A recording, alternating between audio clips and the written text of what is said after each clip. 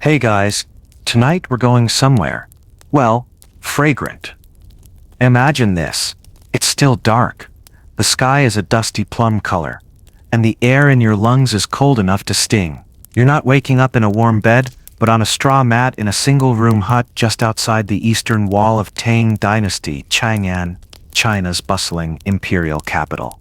The year is 742, and you are not a poet, nor a merchant, nor a soldier. You're a nightsoil collector. In other words, you carry human waste for a living. All day. Every day. You probably won't survive this job very long, but you'll sure have stories. So before you get comfortable, take a moment to like the video, and subscribe, but only if you genuinely enjoy what I do here. Feel free to post your location and the local time down in the comments. I love seeing where everyone's tuning in from. Now dim the lights. Maybe turn on a fan for that soft background hum, and let's ease into tonight's journey together. Your eyes flutter open before the rooster dares crow. A sliver of dawn cuts through the paper window lattice. You pull your blanket, rough wool, smells faintly of turnip off your chest. Stretch your spine until it makes rice cracker sounds, and sit up, cold clay floor, cold feet. You reach for your outer robe, faded blue hemp with one mended sleeve, and tie it around your waist with the same sash you've used since plum blossom season. In one corner of the room sits a shallow wooden bowl of pickled radish, and yesterday's rice, now chilled into a clumpy cake. You chew without enthusiasm. The vinegar twang wakes you up better than tea. From your single shelf you take inventory. 2 iron-rimmed buckets, empty. For now. A bamboo yoke worn smooth from years of shoulder duty. A hand rag that is more symbolic than effective, and a small pouch of dried orange peel to tuck under your nose. Tang Dynasty February. Stepping outside, the courtyard is dark and quiet. Crickets have stopped their chorus.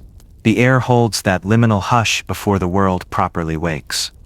You nod politely to the old woman across the lane, already scrubbing her steps. She pretends not to smell you. A victory. The city of Chang'an still slumbers. This is the old Tang capital, grid-like and geometric, laid out in perfect lines and feng shui logic. Markets, palace walls, foreign embassies, tea stalls, and no fewer than 96 public latrines. You're not technically a government employee, but you know more about the city's digestive health than the emperor's physicians do. As you pass through Gate 16, the guards eye you with a mixture of disdain and relief. One mutters something about the aroma of ambition. You tip your head respectfully, and keep walking. No point arguing with someone whose idea of danger is a missed tax scroll. The streets are mostly empty, save for fellow early risers, bakers, monks, women drawing water. You trudge past shuttered silk shops and lantern stands. The smell of last night's noodles still lingering in the gutters. You have a mental map of where your buckets are most needed. Rich homes near the East Market pay in coins or fresh dumpling. Poorer neighborhoods offer tokens, favors, or occasionally radish wine. You take it all. A full cart is a good cart. Your first stop, the home of Magistrate Wei, a minor official with major intestinal issues. His household is predictable. His chamber pot overflows every third morning. You slip quietly through the side gate, lift the lid with a practiced hand, and get to work. The contents are exactly what you feared, enthusiastic and recent. As you dump the contents into your bucket, the sound echoes slightly. You've learned to do it in one fluid motion, like a ladle pouring soup. Disruption means splashback, and nobody wants splashback. Least of all you. A servant appears with a cloth-wrapped package payment. You nod in thanks. She does not meet your eyes. This too is expected. The morning chill begins to lift, and with it, the smell of the city starts to bloom. You adjust your shoulder yoke and balance the increasingly sloshy burden with muscle memory. One foot in front of the other, your path winds through narrow alleys and side streets. A cat darts in front of you, yowling at some invisible rival. You do not flinch. A startled step here could mean a month of stench. Historians still argue whether nightsoil collectors held an official place in the Tang sanitation system, or whether they operated in a gray market of necessity and tolerance. You suspect it was a bit of both. After all, someone has to keep the city from smelling like a battlefield latrine. Your friend Shu says you're part of a vital ecological loop, that your work feeds the earth and nourishes the people. You tell Shu he's just trying to make you feel better. He agrees and offers you a turnip. At the corner near the mulberry shrine, a chicken vendor is already setting up. She nods at you and points to her own chamber pot, left politely near the doorway. You make a mental note to return. There's still the tofu shop, the moneylender's house, and that mysterious widow who insists her waste be collected only during the hour of the rabbit. You don't ask questions. As the city stirs awake, the real traffic begins. Ox carts, children on errands, scholars practicing poems aloud as they walk. You stay to the shadows, feet steady, gaze low. Most people pretend not to notice you. Some wrinkle their noses. A few bow slightly. You are both invisible and unavoidable. And so your day begins, ankle deep in the filth of civilization, shouldering the fragrant burdens of poets and nobles alike. Not glamorous, not glorious, but in your own quietly heroic way, necessary. You stop by the alley shrine for a half-second bow habit. Mostly. Though you do whisper a silent wish. Let today be bucket steady and ankle safe. Then it's time to load up. Your tools are modest, but essential. You squat beside your cart and double-check everything. Your long-handled ladle made from gourd and carved bamboo, the smaller scoop for stubborn clingers. The two primary buckets, iron-reinforced, lids long lost. And the padded yoke that crosses your shoulders like the weight of civic virtue, all in their place. The real star of the show, though, is your long-handled scrubbing brush, made from bound reeds and optimism. It's not for cleaning people's pots, of course, not part of your job. But you keep it anyway for the moments when things stick. You balance each bucket onto the yoke and test your stride. The buckets are only a quarter full so far, sloshing in minor waves like an ominous tea ceremony. The art of the walk is in your knees, never too stiff, never too loose. Too upright, and you spill. Too fast, and you really spill. The phrase "death by 1,000 bucket spills" hasn't been written yet. But you feel like you're pioneering the genre. Walking the city in your gear is like navigating a palace in clown shoes. The handles swing, the lids rattle, people make space for you, but just barely. You pass by a narrow footbridge and wince, remembering last spring when your left foot slipped and your entire right leg took a plunge into someone's breakfast. Regrets. Oh yes, there's a scar. The tools you carry have their own stories. One of your buckets used to belong to a tea house. Jasmine Delight, if the faint gold lettering is to be believed. You found it at the edge of a rubbish heap, half sunk in rainwater. Cleaned it, patched it, and now it holds what Jasmine could never disguise. Historians still debate how standardized the tools of Nightsoil collectors were. Some argue there were guilds with codes and rituals.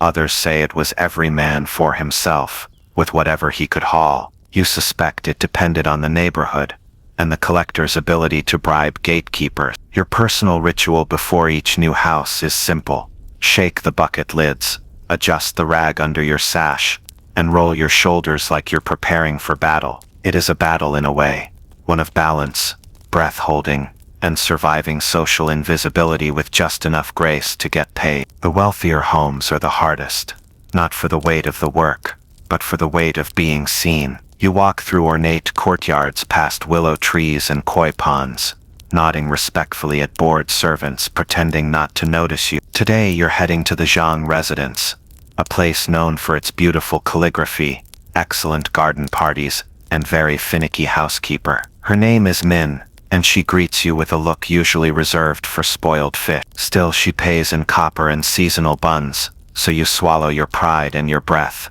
and follow her to the service alley.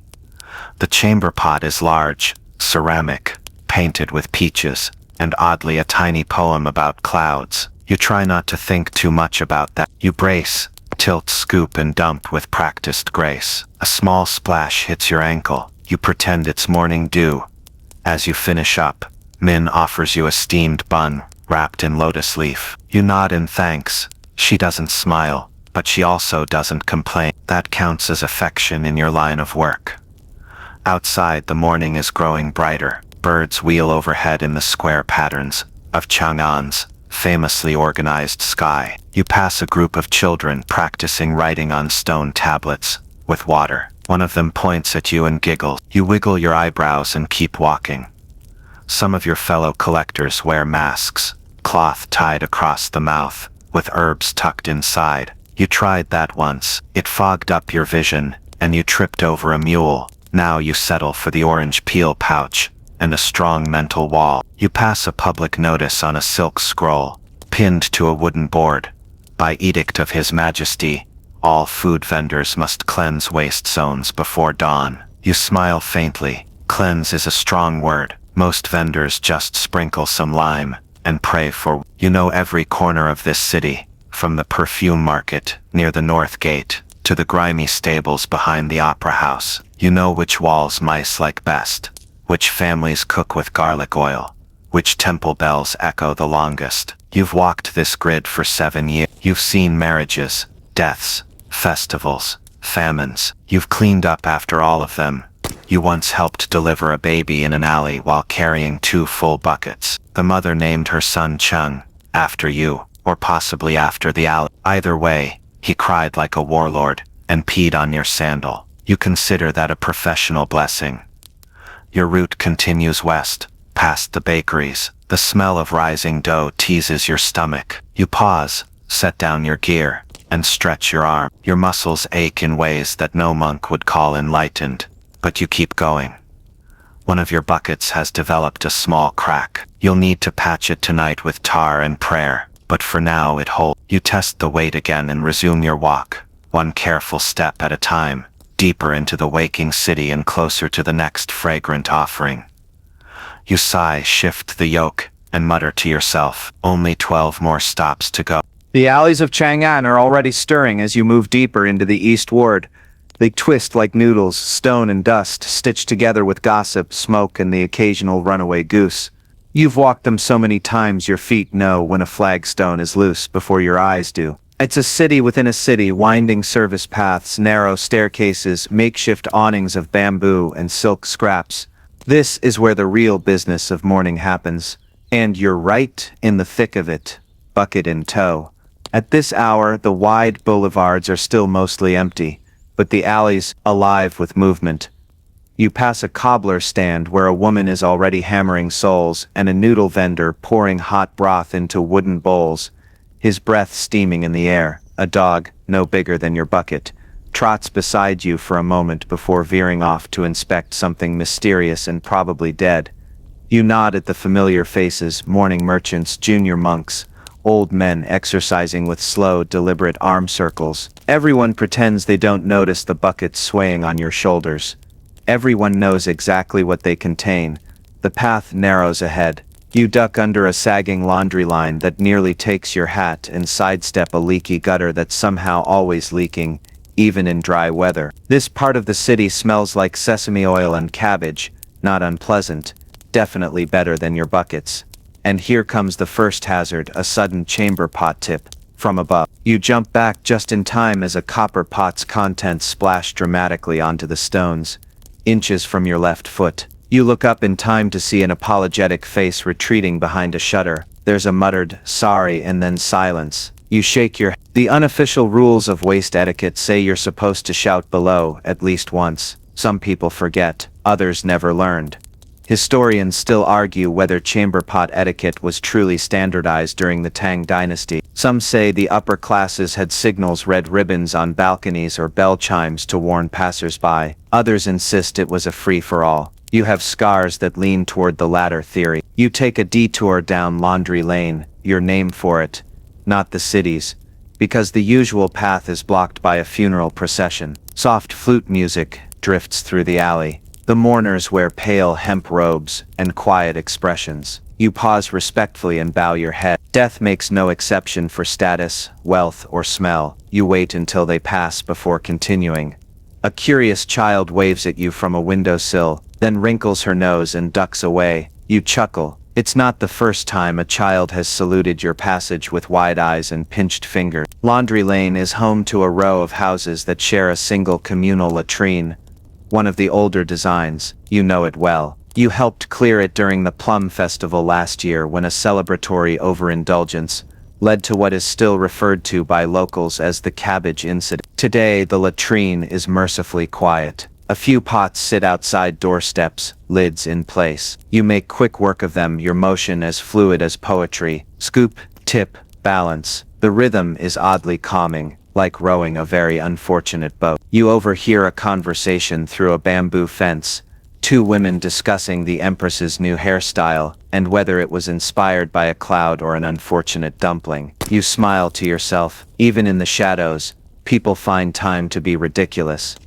Suddenly, a yowl and a streak of fur. A pair of alley cats explodes across your path, mid-battle. One leaps over your yoke.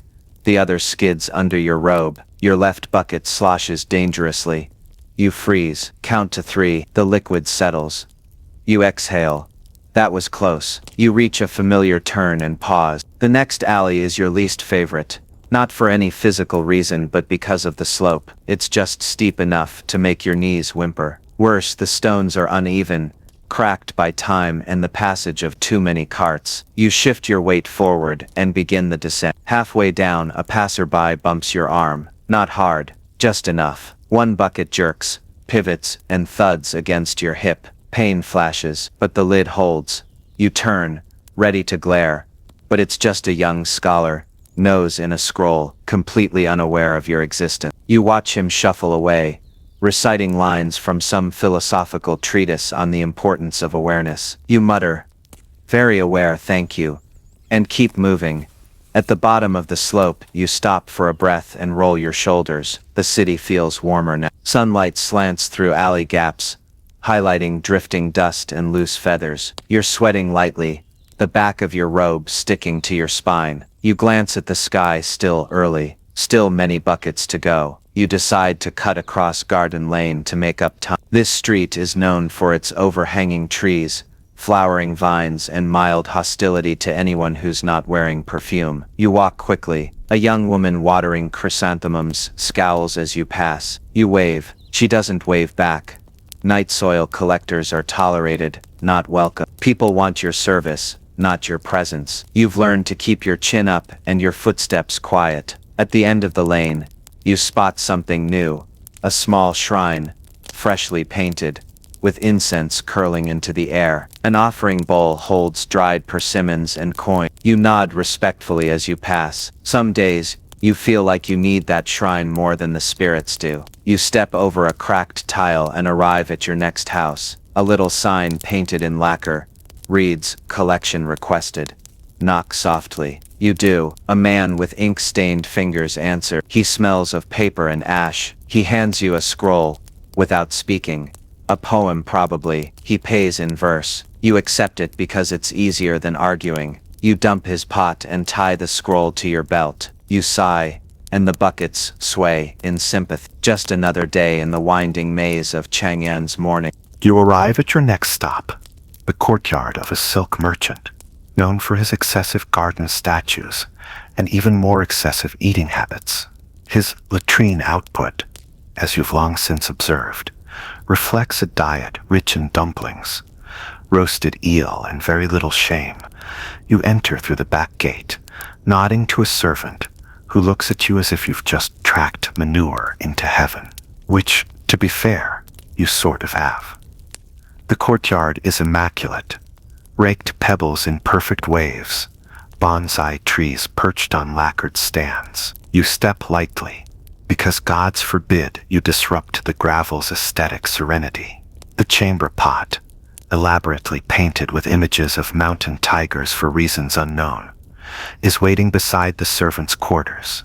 You brace, tip, and empty with your now legendary smoothness. The servant hands you 2 coins and a wrapped rice cake. It's cold, but food is food.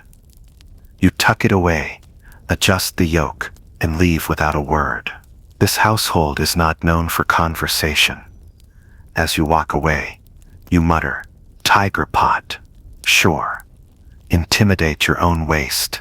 You laugh once, softly. No one hears it, but your buckets. Just ahead, you spot your favorite type of stop, A street stall with an attached house. You'll get to collect waste and buy tea at the same time. Win-win. The tofu seller, Mrs. Zhan, is already out, steaming buns in a bamboo basket over a glowing charcoal pot. The aroma slices through the morning air like a blessing. You wave and she waves back. Your load looks heavier than your luck, she teases, handing you a chipped ceramic cup filled with barley tea. Funny, I was just thinking the same about your tofu, you shoot back, earning a snort. You perch on a wooden stool outside her stall, sip your tea, and watch the steam curl upward. Like a lazy ghost. Around you, the neighborhood pulses to life. A woman sells river fish out of a bucket, filled with willow leaves. A man yells about cheap combs. Somewhere someone is burning incense, with such enthusiasm it could be mistaken for a house fire.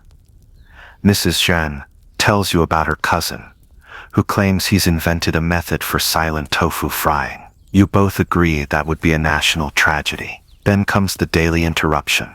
The poet. He's young, dressed in frayed robes that were probably elegant 5 years ago, and deeply committed to dramatizing his digestion. Ah, good friend, he begins, sitting beside you uninvited. My stomach has been a battlefield this morning, a rebellion of lentils. You nod solemnly. He hands you a small wooden token, his family's collection voucher, and gestures weakly toward his door. Do what you must. Tell no one what you see. This has become a routine. He eats fermented yams, regrets it, writes a poem, and calls you to clean up the aftermath. You collect his waste and leave the token on his windowsill. In return, he hands you a leaf with something scrawled on it. Even tigers must squat. You add it to your growing scroll collection. Historians still debate whether Tang Dynasty poets had regular employment, or simply wandered the cities trading verses for dumplings. Based on first-hand evidence, you're leaning toward the latter, refreshed by tea and entertained by gastrointestinal haiku. You resume your next turn takes you through a crowded passage between two bathhouses. The steam rises in slow clouds, and people wrap themselves in towels, laughing, gossiping, carrying buckets of water. A bather sees you, panics and dashes inside. You chuckle. Clean bodies hate being reminded of what comes next. You're halfway to your next client, when a shout echoes from behind. Hey, you dropped something. You turn to see a small boy holding your orange peel pouch. You hadn't noticed it fall. He trots over, nose wrinkled, hand outstretched. You thank him, offer a copper coin in thanks, and tuck the pouch firmly back into your sash. You should really attach it with a string next time. You pass a row of plum trees and pause. The scent, sweet, floral, sharp, is enough to cut through the rest of the city's flavors. For one brief moment, the world smells like poetry. And then a donkey brays, and someone dumps a slop bucket near your boot. You're back. The road to your next appointment winds past the smaller temple district. Here courtyards echo with chanting, and monks sweep stone paths with silent determination. You used to avoid this area, out of respect or perhaps out of shame, but now, it's just another place with pots to empty. You're expected at the home of Eunuch Gao, an official known for his purple silk fans and collection of songbirds. His household staff is massive, his chamber pot collection baffling. You arrive and are greeted by his steward, a thin man with dramatic eyebrows. He doesn't speak, just gestures toward the inner courtyard. Inside, a small army of lacquered chamber pots waits like ceramic soldiers. You suppress a sigh. The steward watches you work. Scoop, tip, wipe, repeat. He taps his fan thoughtfully and offers no help. He does, however, provide a surprisingly delicious candied chestnut. As you leave, you're not sure if that counts as payment or performance review. It's mid-morning now, and your buckets are over half full. You walk a little slower. The yoke digs into your shoulder. Your knees are debating a small rebellion. You pause by a public fountain and sip water from a ladle tied to the basin. The fountain has a carved lion's head, chipped from time and use. A small child stares at you, then asks, "Are you the bucket man?" You nod. Do the buckets ever talk to you? You consider this. Only when they're full. The child giggles and runs off. You keep walking, feet heavy, but mind oddly light. By now, the sunlight has thickened to a warm golden syrup, dripping slowly down the city walls and onto the dusty flagstones. You feel the heat blooming in your robe sleeves, rising from your collar. Your buckets slosh with every step. And though you know better than to breathe too deeply, it's hard not to, with the air shimmering like a wok left too long on the fire. This is when the tea break becomes more than luxury. It's necessity. You turn down a quiet lane between the fortune teller's stall and a weaver's dye shack. The smell of wet indigo mingles with incense ash, which somehow manages to momentarily override the perfume of your livelihood. There's a flat stone bench tucked into the shade, just beneath a blooming pomegranate tree, and it's been your unofficial resting spot for years. You ease the yoke down slowly. There's an art to setting buckets on stone without splashing, and sit with a sigh that escapes more like a groan. Your shoulders throb with that familiar dull ache. You stretch your legs, flex your toes inside cracked straw sandals, and take out your prize, the barley tea Mrs. Jen poured earlier, still slightly warm in its clay cup. Across the lane, the tofu seller reappears, now joined by her cousin, the alleged silent tofu inventor. He's holding a lopsided brazier and talking very seriously about flame height and bean curd density. Tofu is like a mood, he explains. You must listen to it cook. Doesn't it hiss and sputter? You ask. He squints at you. Exactly. That's the problem. That is tofu complaining. Mrs. Jen rolls her eyes. Last week he said tofu is a philosophy. The week before that it was a misunderstood child. You sip your tea and enjoy the show. It's better than opera, and the tickets are free. Behind you, an elderly scholar shuffles past. He pauses, sniffs the air, and sighs deeply.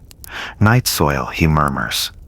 Ah, the smell of continuity. You raise your cup to him. He nods back, a little bow of mutual recognition. His name is Guo, a retired poetry teacher, who now tutors wealthy children in exchange for jars of plum paste and occasional peace. You've emptied his pot many times. His payment is always a hand-copied verse and a small packet of candied lotus root. Guo settles beside you on the bench, brushing imaginary dust from his robe. Did I ever tell you about the dream I had where Emperor Xuanzong awarded me a golden chamber pot for services to hygiene? No, you say, but I'd like to subscribe to that dream. He chuckled. The Empress was there too. She clapped politely. Did the pot have handles? Of course. One shaped like a dragon. The other was disappointingly shaped like my ex-wife. You laugh, and the sound bounces softly between the walls. Guo sighs, then pulls out a scroll and begins writing. Tell me, do you prefer pomegranates or figs as metaphor for resilience? Depends. Are they fresh or slightly fermented? Fermented. Then resilience. Definitely. Historians still puzzle over how common these casual urban exchanges were between laborers and literati. Some argue the class divide was absolute. Others believe city life blurred the lines, especially in the quieter corners, over tea, under trees, near latrine. You lean back. Let the stone cool your spine and close your eyes for a moment. The city hums around you. A woman argues with her parrot in the window above. Someone plays a flute 2 blocks away, the notes floating like noodles in broth. Your buckets, mercifully, are quiet. After a few minutes, the tofu seller returns with a wooden bowl of warm soy curds, sprinkled with ginger and scallion. She hands it to you wordlessly. Payment, maybe, or pity, or just breakfast.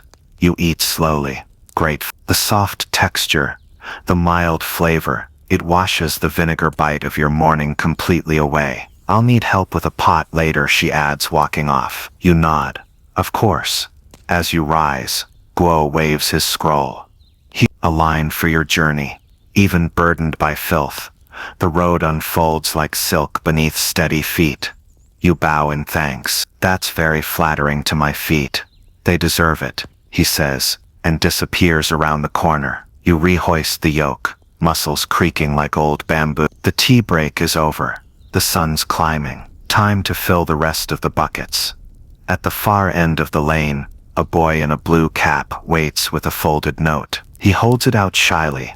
From Madame Xu, he mumbles. She says it's urgent. You unfold the note and recognize the elegant brush strokes at once. Madame Xu is a famed courtesan, retired now, but still living in a house with carved phoenix eaves, and a reputation that glimmers like lacquer in candlelight. She tips generously and always insists on fresh ginger afterward. You nod to the boy. Tell her I'll be there in half an hour, and not to use the lavender pot this time. It leaks. He grins and runs off. You hoist the buckets again, the balance familiar now, like an old friend riding your shoulder. You've still got 10 or so stops to go, but your spirit is buoyed by tea, tofu, and a little mid-morning poetry. And maybe, just maybe, you think you hear one of your buckets hum. The sun now glints off the golden-tiled rooftops as you angle down Pine Bark Lane, named, no doubt, for a single pine tree that gave up on life somewhere around the last dynasty. Your path is familiar, a gentle curve past the Bronze Caster's Quarter, and into what is known, somewhat unironically, as the Fragrance District. That name has always amused you, because behind the painted perfume stalls and sachet vendors lies the oldest system of alley latrines in Chang'an. You know every drain, every corner, and every bucket run. And today, your memory serves you well. There's a narrow side road off Chrysanthemum Alley with a stone gutter that smells exactly like boiled leeks on a warm day. As you approach, something catches your attention. An official notice pasted to a wall, bordered in red silk and printed with a plum blossom seal. It reads, "By imperial edict, any citizen caught producing malodorous smoke, unattended refuse, or offensive bodily emissions within 5 paces of a public thoroughfare shall be fined and re-educated via public hygiene instruction. Effective immediately." You blink at the notice. Re-educated. Right. You reach into your sleeve and pull out the dried mandarin peel, give it a sniff, and return it to its place under your nose. This isn't the first time the emperor has issued an edict about smells. Last month, a palace envoy fainted during a market parade and blamed it on unrefined urban stenches. The court physicians diagnosed it as aromatic imbalance, and suddenly every corner of the city was whitewashing walls and sprinkling lime over questionable puddle. Of course, none of these regulations apply to you, not officially, because you are considered necessary. But necessary doesn't mean respected, and your buckets still draw stares and wide berths, even when you walk under the emperor's so-called odor edict. You pause under the awning of a dried herb cellar, and watch a man burn a long stick of sandalwood, fanning the smoke toward his neighbor's window. Passive-aggressive incense warfare. Very traditional. A donkey cart rattles by, its wheels trailing ribbons of cabbage leaf. You sigh and keep walking. You've been fined before, twice, for lingering unpleasantly near the Scholar's Gate. You appealed, of course, explaining that your profession didn't allow for evasive ballot. The magistrate, amused and revolted, reduced the fine to half, and suggested you carry a bell to warn pedestrians. You declined. You'd rather not advertise more than the buckets already do. Historians still argue whether the Tang Dynasty's hygiene laws were symbolic pageantry or enforced policy. Some believe they were purely decorative, a way to pretend cleanliness from a safe bureaucratic distance. Others point to preserved records of neighborhood fines and scented street campaigns. You suspect the truth lies, quite literally, somewhere in the gut. At the corner of Pine Bark Lane, you reach the home of a wealthy widow named Mrs. Dew. She is known for her mooncakes and for placing small sprigs of jasmine in her chamber pot lid for dignity. You knock gently on her bamboo gate, and she calls out from inside, "Come in, dear." The usual pot is behind the peonies. You find it there, balanced precariously on a stone bench, lid decorated with painted cranes. You nod respectfully to the cranes, lift the pot carefully. Jasmine present and accounted for, and do your work, one motion. No splash, no spill, just like a temple offering, but with more texture. Mrs. Dew appears with a cloth bundle. "Sticky rice dumplings," she says, "and a little candied walnut for your trouble." You bow deeply. "The walnuts make the world turn." She laughs. "Tell that to the emperor. Maybe he'll add it to the next edict." As you step outside, a neighbor leans from her window and mutters, "Doesn't seem right, does it?" Him issuing edicts about smells from a palace, scented with rose water and sandalwood. You smile politely but say nothing. After all, you smell like civic responsibility. Turning the corner, you're met by a strange sight. Two men wearing matching linen tunics, scrubbing a wall with a combination of ash water and citrus peel. One of them nods at you. "Inspection team," he said. "Heard the palace is sending sniffer officials." "Sniffer what?" "Palace staff trained in incense blending. Now they walk neighborhoods, sniffing alleys and filing reports." You stare. "They carry scrolls, friend, and long copper sniff tubes, like trumpets for the nose." You blink twice and continue walking. Chang'an never disappoints. As you pass the carpenter's row, you spot a familiar figure. Yao, another collector, older than you by a few dynasties, squatting near a cart with a busted wheel. He's muttering curses at it, none of them particularly creative. "Wheel trouble," you call. "It's the axles," he grumbles. "They hate me." "Didn't you say last week it was the wheel rim?" "No, that was last wheel." You help him lift the cart and inspect the damage. "It's cracked all the way through." "I've got an extra spoke," you offer. He eyes you suspiciously. "What's the catch?" "You owe me a poem." "No love stuff, just metaphysical digestion themes." "Done." He grins, and together you patch the cart as best you can. Before you part ways, he hands you a carved wooden button. "Found it in the compost heap behind the opera house," he says. "Figured you'd appreciate the irony." You take it with a chuckle. It's shaped like a plum blossom. You trudge on, the street opening wider as you approach the next turn. The wind shifts. Your buckets respond in kind, swaying like sleepy elephants. And somewhere above, perhaps in a shaded palace balcony, a courtier breathes in rose petals and murmurs, "Ah, Chang'an, so refined. If only they knew." You arrive at a tall wooden gate, lacquered in oxblood red, the characters for harmony through order, carved with theatrical flair above the frame. This is the home of Master Lin, a mid-tier Confucian scholar, with top-tier opinions about latrine placement. You've been summoned here many times, and each visit follows a peculiar ritual that involves philosophy, footnotes, and unfortunately, prolonged exposure. You knock once, twice, and then wait precisely 10 seconds. That's how long it takes for Master Lin to decide whether he's in the mood for conversation. Today, apparently, he is. The door creaks open. "Ah, my olfactory Socrates," he greets, fanning himself with a scroll. "Enter. The pot is full, and so is my mind." You sigh softly and step in. The courtyard is neat. Gravel in concentric rings around a koi pond, bamboo swaying slightly in the breeze. Birds chirp. A squirrel hops across the roof tiles. It's all very peaceful until Master Lin begins talking. "I've been pondering the connection," he says, as you follow him to the rear latrine, "between moral clarity and digestive consistency. The analects, as you know, are largely silent on fiber." You nod as if this is a topic you've long studied. The chamber pot sits beneath a ginkgo tree, hand-painted with calligraphic quotes from various sages. Yes, even his latrine has footnotes.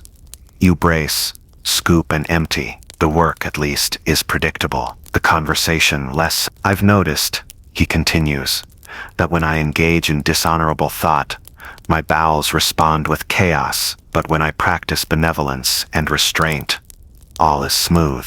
You lift an eyebrow. "So, virtue equals regularity."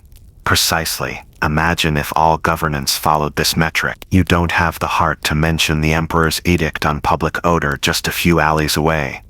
He hands you your usual payment, a rice cake shaped like the character for wisdom and a folded sheet of paper. Today's philosophical offering reads, "Is the waste of the learned less odorous, or merely less spoken of?" You accept it with your best Confucian nod. Historians still debate whether Confucian scholars of the Tang period applied their moral frameworks to daily bodily function. Some believe their writings show a kind of holistic ethic, where everything from bowel movements to family hierarchy flowed in an orderly, interconnected system. Others argue the connection is more metaphorical, though if they'd met Master Lin, they might reconsider. Back on the street, you take a moment to reset. You fold the wisdom cake into your cloth pouch. You'll nibble it later, shake your arms, and adjust the yolk. The wind carries the smell of roasted chestnuts. Your stomach rumbles.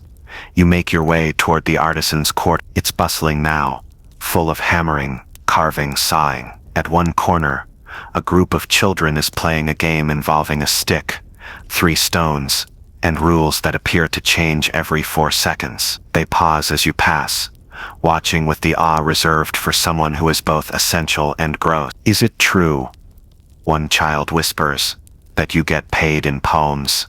"Sometimes," you say, "but mostly in root vegetables." One of the braver kids asks, "Do rich people's waste smell better?" You pretend to ponder this, only if they eat a lot of lychee. He nods solemnly, as if this confirms a long-standing theory. A woman selling brushes from a blanket gives you a respectful wave. "Morning, Chang. Watch out, dogfight broke out near the temple steps. One of them's missing an ear."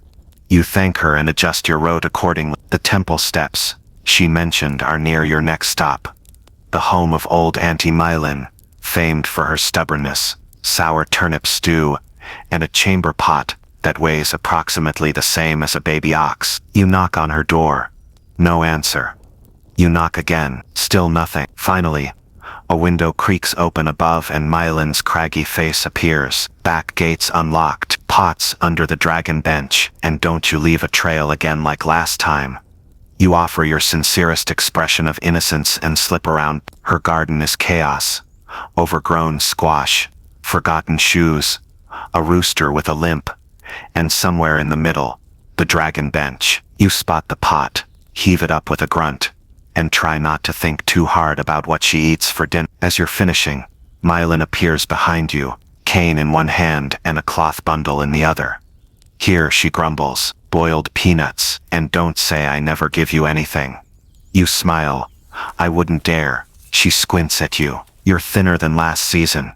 Eat more." "Not from the buckets. I'll do my best." With another grunt and a thump of her cane, she disappears into the house, leaving only the smell of ancient cabbage in her wake. You sit for a moment on the garden step, chewing a peanut, listening to the city buzz behind the wall. The wind picks up slightly, rustling the squash leaves and pushing a cloud across the sun. You think about Master Lin and his bowel-based ethics, about Mylin and her fearsome stew, about the philosopher who once argued that cleanliness was the path to immortality, then promptly died of peach wine poisoning. You think about how odd and intricate this city is, how it churns like the very carts you haul, how it breathes, sweats, digests, and forgets, just like the people within it, and how, somehow, you've made yourself useful to it all. You rise again, legs stiff, and resume your rounds, shoulders aching, buckets swinging, head full of questions no one wants answered out loud. The road curls ahead, and you follow it. You can already feel the slick resistance underfoot before it happens. Rain, not a full downpour, no dramatic thunder or cinematic splashing, just that slow, needling kind of drizzle that turns dust into sludge and stones into betrayal. It starts while you're midway up an alley, optimistically named Plum Blossom Way. There are no blossoms, just mud, moss, and an increasingly questionable slope. Your buckets are nearly full now, each step a negotiation between gravity and balance. The yoke digs deeper into your shoulders as the drizzle intensifies. You adjust your robe hood, tug the sash tighter, and mutter under your breath, One dry morning, was that too much to ask? Your sandals squelch unpleasantly. The soles, made from tightly woven straw, are excellent in dry conditions. Add moisture though, and they become ice skates for regret. The alley narrows into a staircase, stone, uneven, glistening. You pause at the top, eyeing each mossy step with suspicion. This is the shortcut to the herbalist's quarters. You've taken it dozens of times, never in the rain, not with nearly 2 full buckets. Not when your right knee is already sending polite but firm complaints to your brain. You inhale, tighten your grip, and begin the descent. First step, okay. Second step, a bit squishy, but manageable. Third step, oh no. Your left foot slides forward, your right tries to compensate, and suddenly, you're caught in a slapstick dance with destiny. The yoke jerks, one bucket swings violently, and for a brief, stomach-clenching moment, you're airborne. Then you land, hard, on your backside. One bucket tips.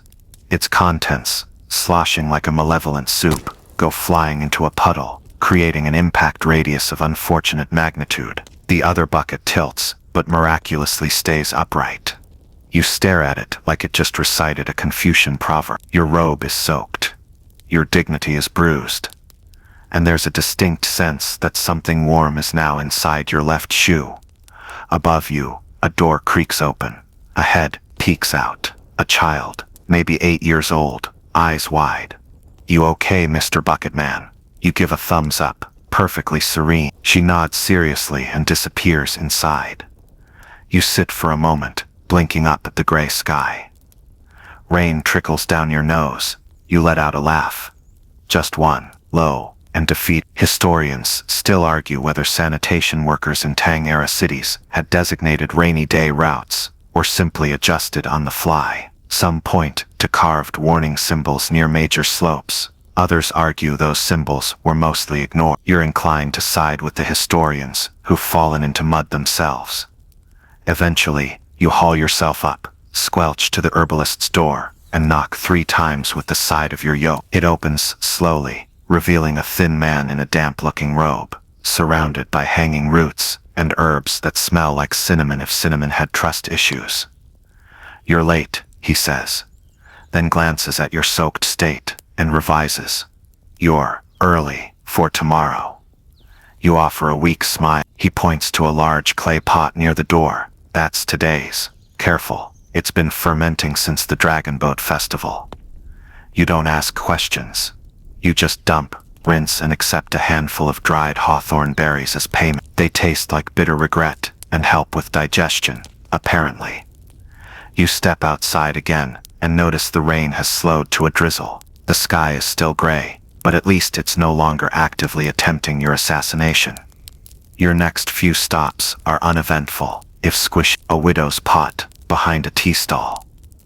A scholar's apprentice who insists on discussing moon phases while you work. A young couple who refuse to acknowledge you exist while handing over a gilded pot with chopsticks. And then, perhaps inevitably, you run into your rival. His name is a fellow collector, older, grimmer. His yoke is reinforced with brass studs, and his buckets are painted black, as though to suggest they contain shadow instead of what they contain. You see him from the corner of your eye, as you round Ginkgo Lane. He's crouched beside a latrine you usually service. He sees you. You see him. It's on. Morning, you say casually. Is it? He replies, inspecting his fingernails like they might hold secrets. That pot's on my list. I don't see your name on it. I don't see yours either. He stands. He's tall, but you're wiry. His buckets are shinier, but yours don't leak. He narrows his eyes. You can take the widow's pots, near Market Gate. I'll finish this one. You glance at the bucket in question. It's unusually large, possibly not worth the effort. Possibly very worth it. How about I take this one? You offer, and you take the monk with the ginger problem. He shudders. Low blow. Sorry. Slippery slope. Literally. He snorts, and for a moment, there's a silent agreement. You've both been through enough today. He gestures grandly, and steps aside. You tip your hat, metaphorically, and get to work. As you dump the bucket's contents into your own, he leans in. Storm's coming tonight. Word is the west sewer drains are backing up. You nod. I've got the hill route for afternoon. Good. Keep your sandals tight. And with that, King vanishes down the alley, buckets swinging like pendulums of pungent. You wipe your hands on your already ruined robe, adjust the yoke, and carry on. Behind you, the puddle where you fell earlier still glistens. You give it a sideways glance. Not today, puddle, not today. The wind shifts gently as you move along Bellmaker Street, carrying with it the layered scents of brass polish, sesame oil, roasted peanuts, and yes, the ever-present undertone of your day job. By now, your buckets are nearing capacity. Their weight pulls low against the yoke, and with every step, your shoulders roll under the load like worn hinges. You're heading toward the outer gardens of the city.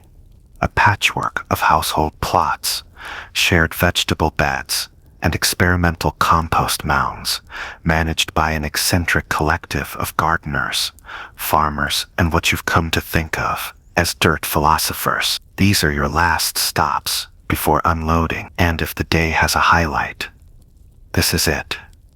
You arrive at a low stone wall and duck under a sagging grapevine trellis. Here, just outside the southern lane, lives Old Man Zoo, the unofficial mayor of the city's garden gang. He's part horticulturist, part shaman, and part relentless gossip. If it grows in soil, Zoo has an opinion about it, and probably a haiku.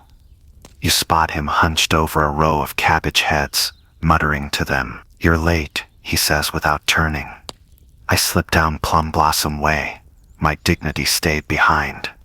He chuckles, still crouching. Dignity is terrible compost anyway. You set your buckets near a wooden trough, lined with decomposing straw. Zoo finally straightens, hands on knees, and peers into your hall like a jeweler, inspecting jade. A bit light on fiber. Someone's been eating noodles again. You tilt your head. Is that a problem? Only for the radishes.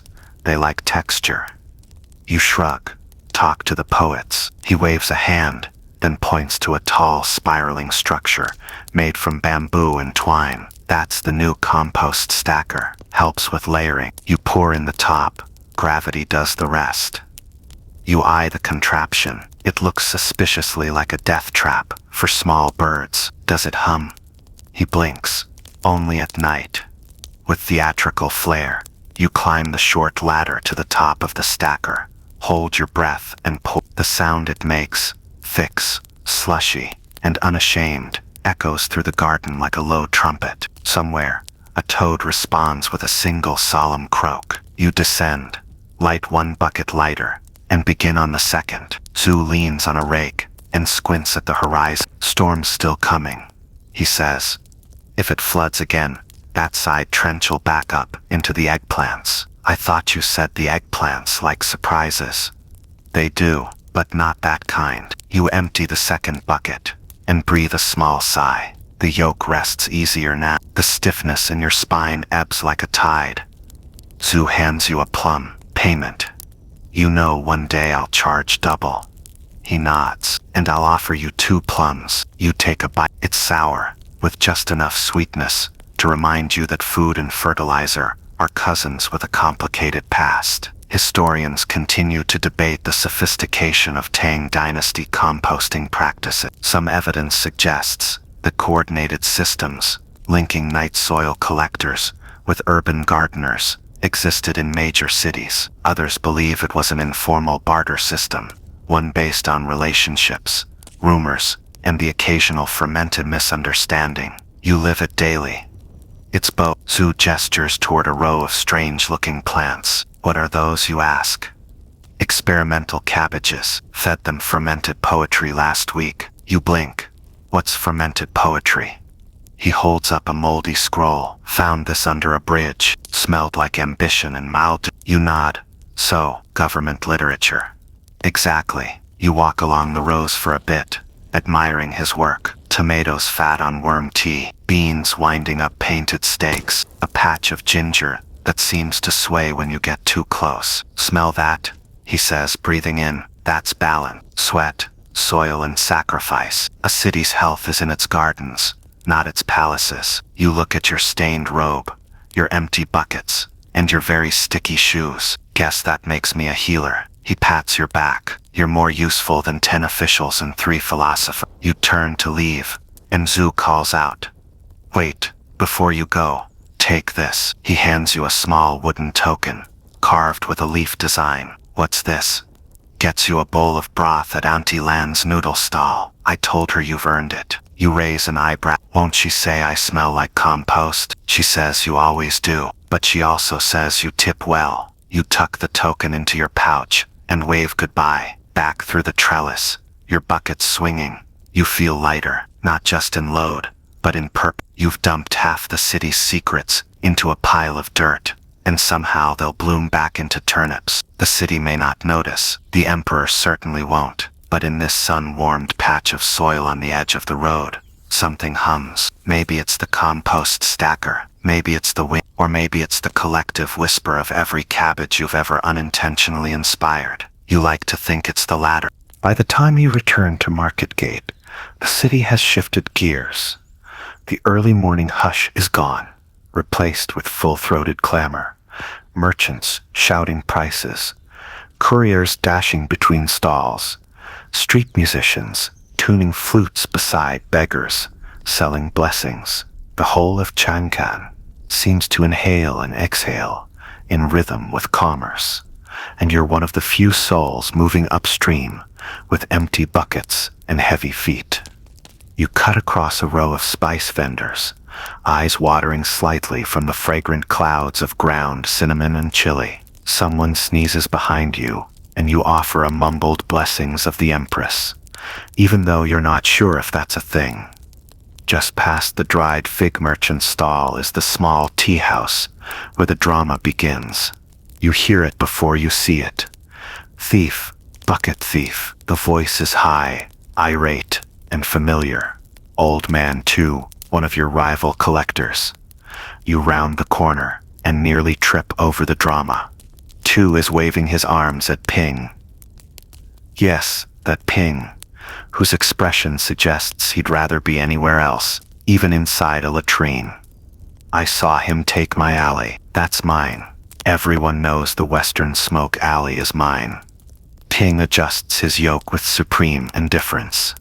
It's a free alley. You've been scooping my pots. I have not. Then why do you smell like Mrs. Bao's turnip stew? Ping points at you as you approach. Ask him. He's the neutral party. You blink. I'm not even sure what day it is anymore. 2 rounds on you, face redder than a pickled plum. Did you or did you not see Ping collecting on my route? You lift your hands. I've seen things too, unspeakable things, but alley ownership isn't legally recognized under the current sanitation structure. That's what they said about ox cart taxes. 2 mutters, deflating slightly. You glance toward the source of the dispute, a low courtyard with 2 chamber pots perched like board guards by the door. You know the house. It's neutral ground. You collected there last winter when 2 was down with chest rot and Ping had a sprained wrist from chasing a runaway goat. Maybe it's time we draw a map, you offer. Divide the roads. A truce. A truce? Ping raises an eyebrow. You each get your zones. No more overlap. No more pot-claiming standoffs. 2 squints. And who decides the zones? The Emperor? You shrug. No, us. Right here, on the back of this rice wrapper. You fish out the paper that once held your sticky rice dumpling. Flatten it. Pull a small piece of charcoal from your pouch. Always good for marking payment tallies or settling territorial disputes. You sketch quickly, drawing alleys and courtyards, marking your own turf lightly and theirs more distinctly. As you do, a small crowd gathers. The tofu seller leans in. A passing monk pauses with a dumpling halfway to his mouth. Ping points to the corner of the rice wrapper. What's this blob? That's the garden compost zone. Drew's place? Correct. And this dot? That's Milam's dragon bench. Everyone nods solemnly. A small boy pipes up. What about the alley with the funny puddle? Off limits, you say instantly. No one should have to work there twice. 2 rubs his chin. All right, what if we rotate every season? Done, you say. Ting shrugs. Fine, but I get the spice quarter in winter. Better smells. You all shake hands, in the semi-reluctant way that men who carry other people's secrets often do. Historians still speculate on whether sanitation collectors in ancient Chang'an organized themselves into informal guilds. Some argue that such pacts existed, bound by necessity, mutual tolerance, and the shared desire not to smell like betrayal. Others dismiss it as folklore. You just helped draw the first documented neighborhood poop accord on a rice wrapper. The crowd dissipates, mildly disappointed that no one threw a bucket. You continue on, cutting through Ginger Alley when a temple novice calls out, "Sir, you're needed at the West Pagoda latrine." You blink. "That's not on my route." The monk says the regular collector fainted, something about too much fermented lotus root. You sigh. Of course he did. The West Pagoda latrine is infamous, situated behind a serene meditation garden. It's the largest private latrine complex in this part of the city. Rumors abound that it was modeled after a sunken moon pavilion. More accurately, it resembles a subterranean sauna built by someone with severe plumbing confusion. You arrive, bow to the gatekeeper, and are led past chanting monks and koi ponds into a stone-lined chamber that smells like sandalwood and something else, something ambitious. You lift the lid of the first pot, and whisper, "Oh, you poor brave bucket." Work begins. Slowly, carefully, you empty 4 pots, your back creaking with effort. A young monk watches silently from the doorway. "Is it difficult?" he asks. You wipe your brow. "Not the work, the balance, the spiritual balance." "No, the yoke, it rubs."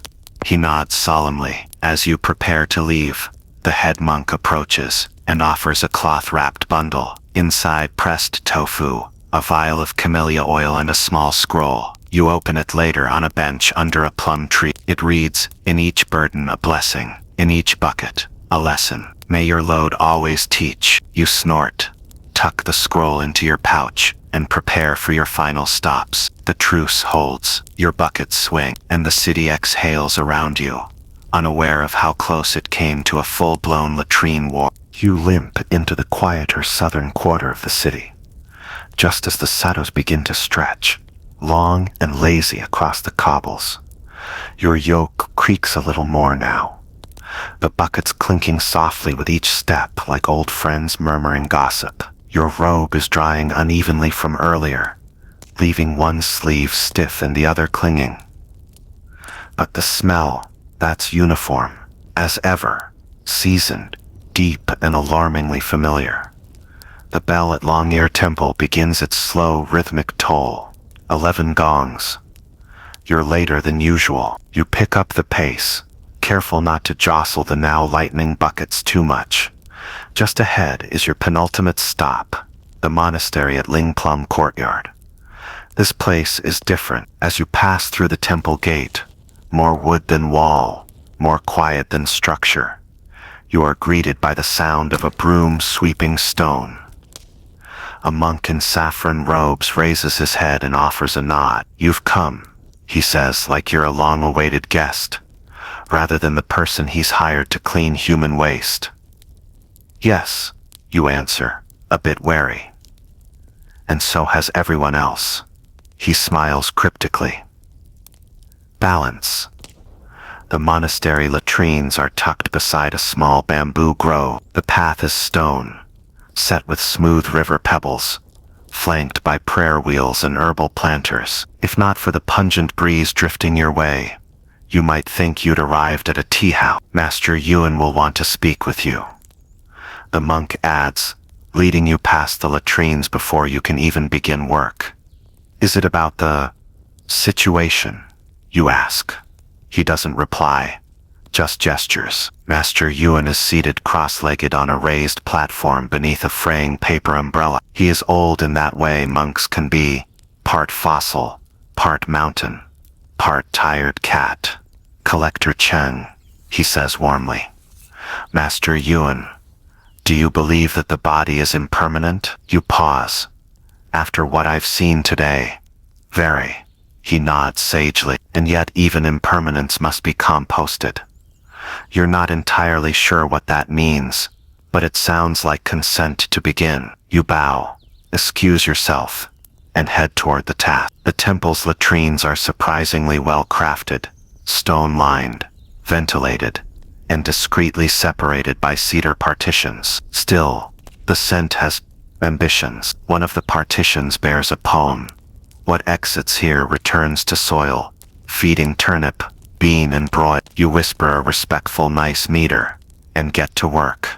Scoop, tip, rinse, scoop, tip, rinse. You find a rhythm again.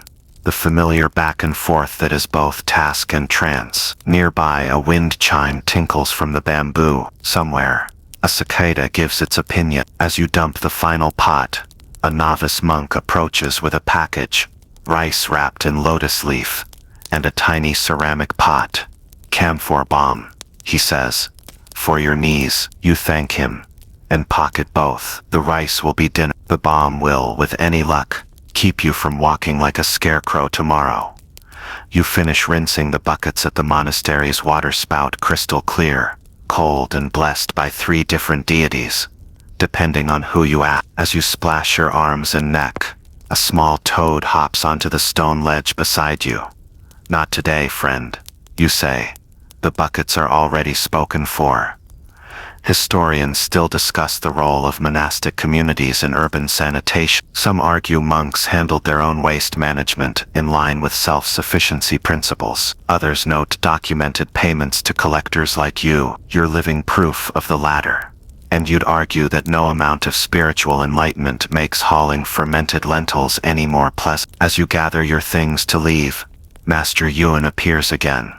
Will you take tea before you go? You glance at the sun, already low, dipping toward rooftops. Only if it's a fast brew. He gestures to a small table set with 2 cups and a cracked tea. The tea is simple, bitter, earthy, with a hint of orange rind. You sip in silence. Did you know, he says after a long pause, that the Buddha once cleansed a latrine for a sick monk? I didn't, he said. He who cleans, cleans karma too. You nod thoughtful. He didn't have to wear a yoke. No, the monk agrees, but perhaps he carried one anyway. You finish your tea, bow, and resume your path. The sun casts a soft orange glow now, catching the tips of the temple's prayer flags. Your buckets are nearly empty. Your steps feel light. Even your robe, still damp in one stubborn spot, seems to flap a little less irritably. You turn one last time toward the monastery, where the monks have already returned to their evening chants, and you think, there's dignity in being needed, even when it smells like cabbage and consequence. You've nearly completed your rounds when you reach the city's southern checkpoint, a low-slung arch watched over by 2 sleepy guards and a goose that by reputation has never let a stranger pass unnoticed. You nod to the guards. They nod back and pretend not to see the goose glaring at your buckets like it's calculating your moral weight, but you're not headed outside the city. Not yet. You've got one last errand within the walls, and it's the kind of task no one writes poems about. A smuggling run. Well, a cleansing detour, if you're being generous with words. You take a sharp turn off the main road and head down a shaded passage with moss-dark bricks and a suspiciously pleasant aroma. The sign above the door reads simply, "Use Botanicals." Yu herself is perched behind the counter, trimming mint stems with a jade-handled knife. Her eyes flick up as you enter. "Cheng," she says, amused. "You smell like conflict." I slipped in fermented sincerity. She chuckles. "Ah, another scroll reader's mess." You nod. She disappears into the back, returns with a small cloth pouch, and places it gently on the counter. "Soap-root. Stronger than camellia. Won't scorch your buckets this time." You lift the pouch. Still illegal to carry past checkpoint 7. Technically, unless you're a priest or a palace worker. which I'm not. You're many things. Righteous isn't one. You grin. Righteous people don't scrub latrines for cabbage money. She tosses a handful of dried orange peel into your pouch as a bonus for your nose. For the goose. You bow slightly and slide the pouch into the secret pocket you sewed into your sash last winter. Then, careful not to draw attention, you slip back into the alley and resume your route. Now comes the tricky part. Checkpoint 7. Unlike the sleepy guards at the south end, these two take themselves seriously. Their uniforms are pressed, their brows furrowed, and they inspect everything from grain carts to children's toys, like hidden spies might pop out.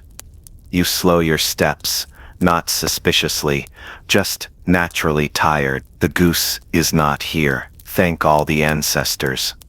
One guard steps forward. Name, Cheng. Profession, collector. He wrinkles his nose. Obviously, he walks around you once, eyeing the buckets. Still full, not entirely. He lifts one lid, peers inside, recoils. Spirits above, he mutters. Move along. You bow politely, resisting the urge to wink. Historians still argue over the role of unregulated trade between sanitation workers and apothecaries. Some scrolls mention bartering, others whisper of contraband soap root being exchanged to bypass costly guild fees. You, naturally, plead the fifth. Past the checkpoint, the city narrows again. Huddled buildings, laundry lines heavy with linens, and shopkeepers winding down their day. You pass a woman darning socks, who offers you a cucumber slice without a word. You accept.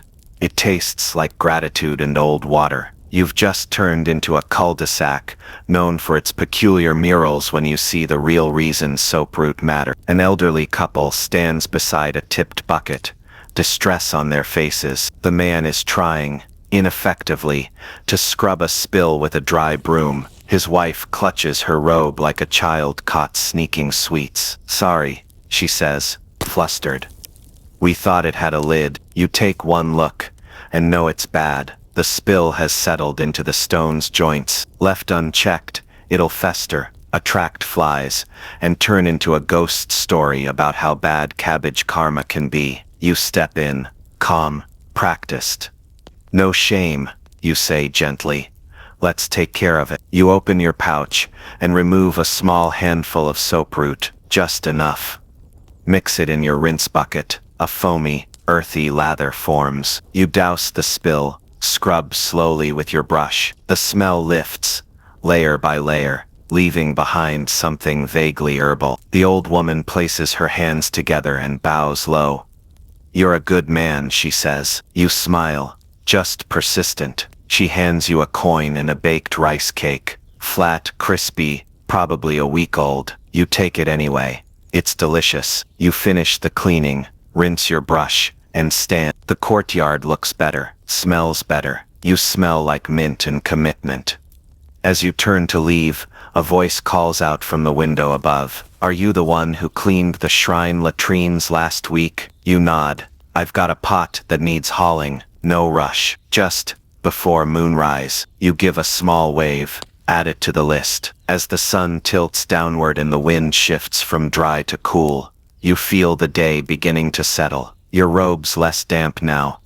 Your feet ache, but in the honest way. And tucked against your ribs is a pouch of forbidden herbs that smells faintly of justice. You grin, buckets swinging gently, as you melt back into the city's folds. Your feet lead you toward a quiet little back alley behind the fake merchant storage shed, a dead end that isn't a fork in the city's ribs. You didn't mean to stop here, but this is where you always end up when your mind needs room to wander and your shoulders need to forget they exist. There, beneath a fig tree whose roots have long since broken through the bricks, sits an exiled poet. Well, he calls himself exiled. The truth is less poetic. He once insulted a minor official's hat during a banquet, and was quietly encouraged to disappear for a while. His name is Wei, and he lives in a shed that smells like ink and stubbornness. No one pays him, no one prints his verses, but everyone agrees Wei has excellent metaphors and terrible impulse control. You find him as expected, hunched over a cracked writing board, brush in one hand, the other resting on a teapot that hasn't contained tea in years. He doesn't look up. The city stinks of false virtue today. You settle beside him on the low wall, adjusting your yoke to rest across your thighs. Or maybe it's just Ginseng Alley. I passed by an hour ago. Someone spilled bean paste and pretended it was incense. He snorts. That would explain the melancholy undertone. You hand him half a rice cake from earlier. He accepts it wordlessly and bites. Tell me, Wei. You begin. What's the literary value of a latrine? He chews, then mouthful says, boundless. The latrine is where masks are removed, where rank disappears, where the emperor and the beggar both grunt in unison. You laugh. I should embroider that on my sash. Please do. The people need it. He wipes his hands on his robe and gestures to a scroll beside him. I've been working on something. Want to hear? You nod. He reads in that slow, theatrical voice he reserves for recitation. The fig tree blooms on borrowed time, its roots entwined with buried rhyme. The stink of man, the hum of fate, together steep in chambered state. You sit in silence for a beat. That's either brilliant or profoundly unsanitary, you say. Why can't it be both? Historians still ponder the daily habits of Tang poets. How they observed the world, how their metaphors fermented in the alleys and markets of Chang. Some argue they stayed aloof, living in ivory towers. Others insist the best poets sat in the mud, drank questionable wine, and occasionally helped empty chamber pots. Wei clearly favors the latter school of thought. He looks at your buckets. Light, today, lighter than yesterday, heavier than I'd like. Such is life. You nod, and the fig tree. He leans back and squints up at the broad leaves overhead. It grew from a pit I spat out 12 summers ago. Now it shades the corner I wasn't supposed to stay in. You glance at the figs, ripening lazily above. That's resilience. No, he says, that's digestion.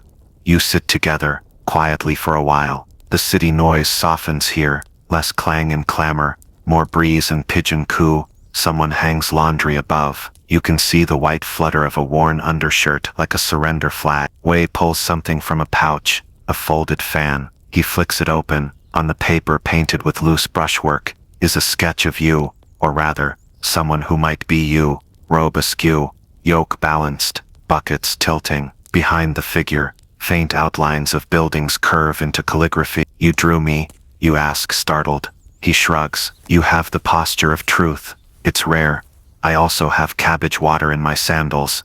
That's even rarer. You study the fan. You look tired in the sketch, but upright, present, even noble in a way only Wei could imagine. Take it, he says, in case someone forgets what real work looks like.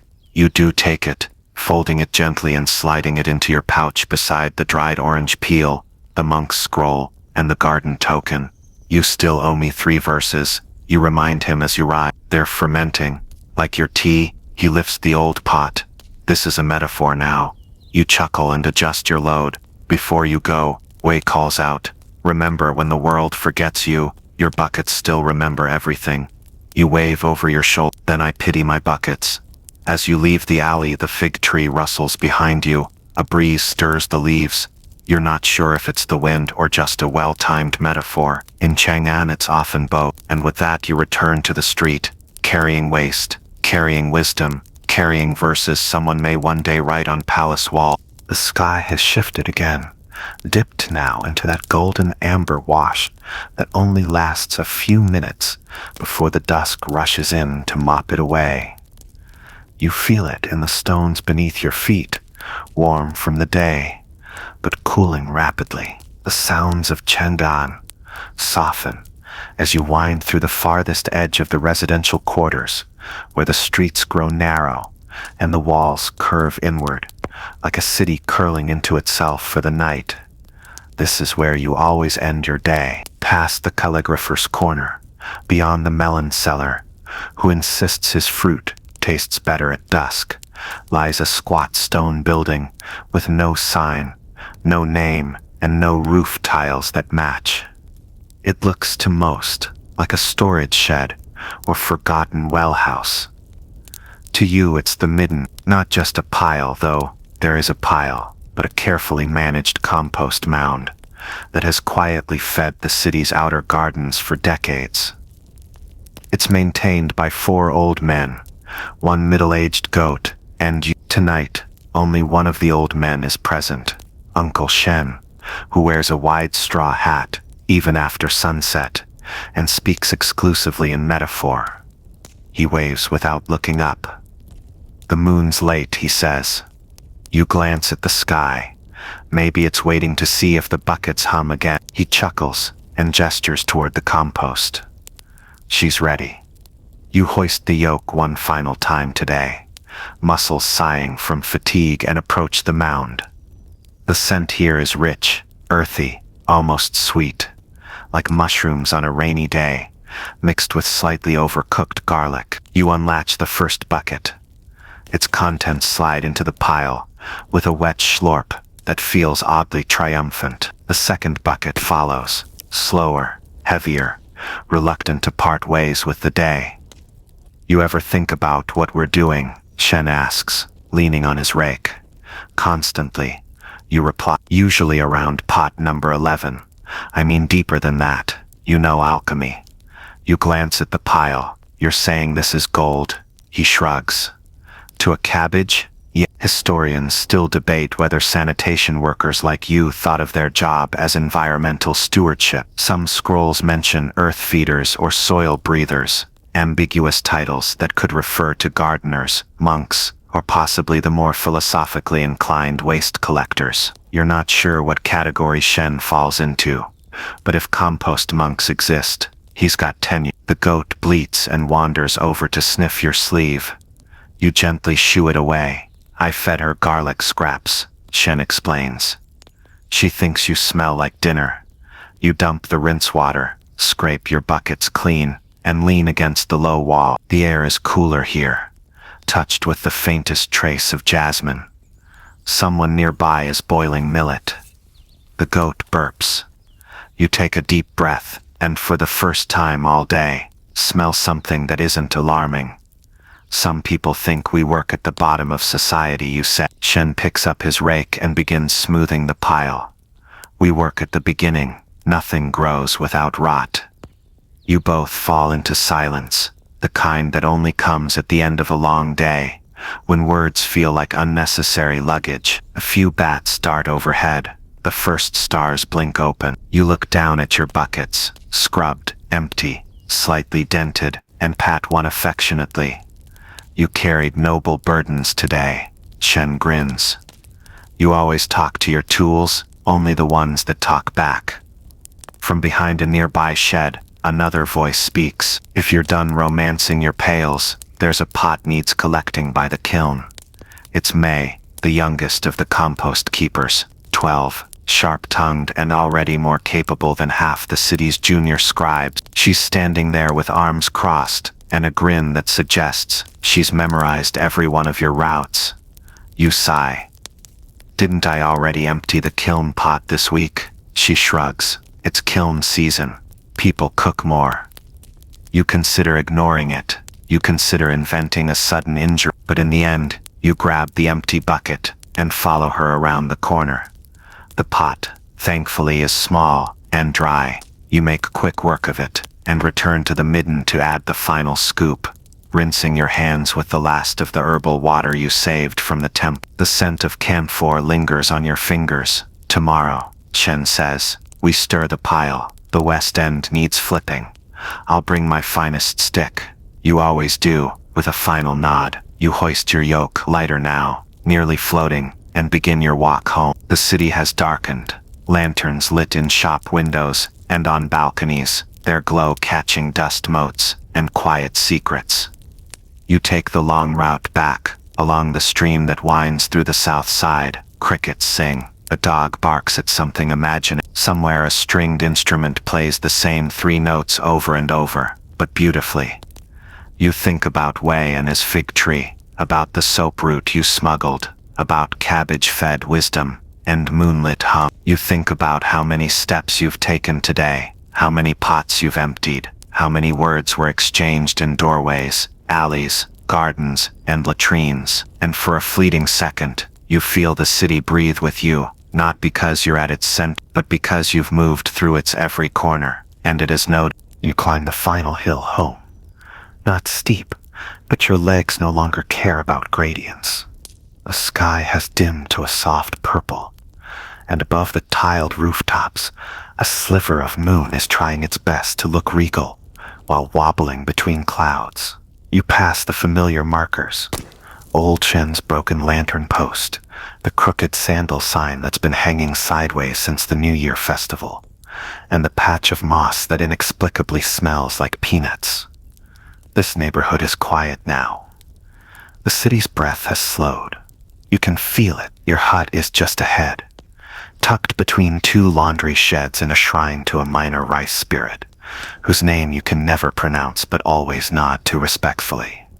You step inside and place your buckets in their corner, lids propped, yoke leaning against the wall like a sleepy soldier. The buckets are empty, but somehow still heavy with the day.